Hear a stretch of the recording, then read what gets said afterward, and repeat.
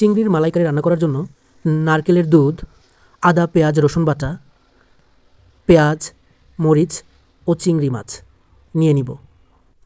তারপর একটা খালি কড়াইতে রান্নার তেল দিব। হলুদ দিয়ে মেখে রাখা চিংড়ি মাছগুলো গরম তেলে ভেজে নেব।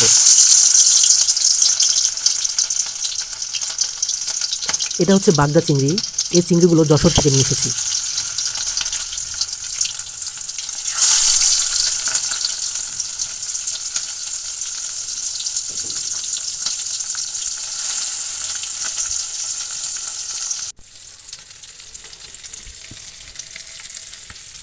চিংড়ি মাছগুলো ভাজা শেষে একটি পাত্রে তুলে নিব।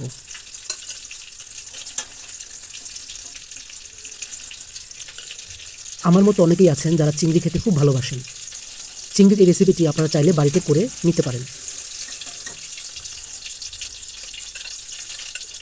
যে তেলে মাছ ভেজেছিলাম সেই তেলে পেঁয়াজ দিচ্ছি।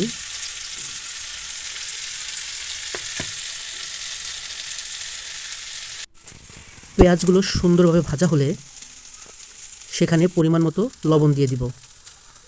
মাছ আগে ভাজার সময় লবণ দিয়ে ভেজেছিলাম, এ পর্যায়ে লবণ পরিমাণ মতো দিয়ে ভেজে নিতে হবে।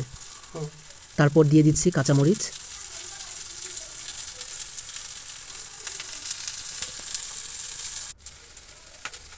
রসুন বাটা 2 চামচ, আদা বাটা, পেঁয়াজ বাটা পরিমাণ মতো দিয়ে তারপর এর সাথে নারকেলের দুধটুকু দিয়ে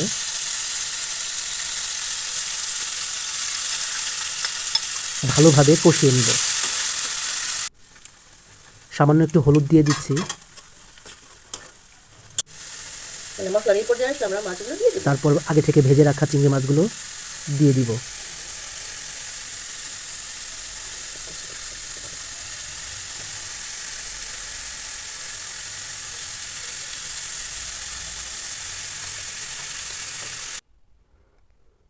তারপর চিংড়ি মাছগুলোর সাথে নারকেলের দুধ ভালোভাবে কষিয়ে নিলাম। এই পর্যায়ে পরিমাণ মতো পানি দিয়ে নিব।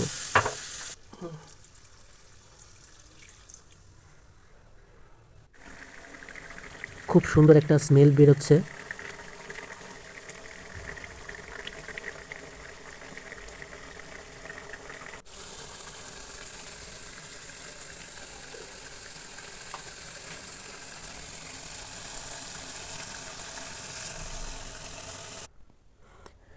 রান্না করার পর চিংড়ি মাছের মালাইকারির এটাই ফাইনাল লুক। খুব সুন্দর একটা কালার এসেছে। আমার বউয়ের হাতের রান্না খুবই সুস্বাদু। এই যে আমি প্ল্যাটার সাজিয়েছি, মুরগির মাংস, স্যালাড, পোলাও আর মালাইকারি। লাস্টে আমি খেয়ে দেখলাম, ওহ, অসাধারণ রান্না হয়েছে।